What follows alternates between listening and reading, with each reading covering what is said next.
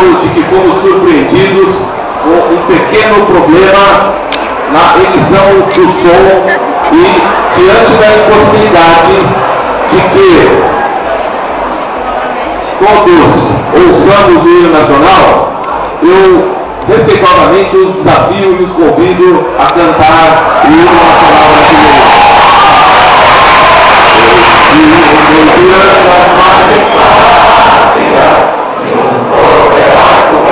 Retumbante, e o sol da liberdade em raios fúlgidos brilhou no céu da pátria nesse instante.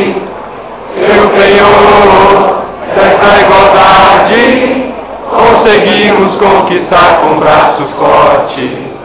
Em teu seio, ó liberdade, desafio nosso peito à própria morte. Ó pátria amada, idolatrada, salve, salve, Brasil no intenso raio vívido, de amor e de esperança a terra desce. Se em teu formoso céu risonho e límpido, a imagem do cruzeiro resplandece. Gigante pela própria natureza, és bela, és forte, impávido colosso, e o teu futuro espelha essa grandeza, terra alvorada. Entre outras mil és tu, Brasil, ó pátria amada, dos filhos desse sol és mãe gentil, pátria amada, Brasil.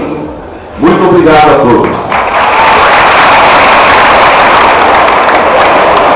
Em nome da Instituição Educacional Açupariense, mantenedora da FAAP Faculdade, declaro formal e oficialmente aberto os trabalhos desta 14ª Jornada de Palestras de Estudos Universitários FAAP.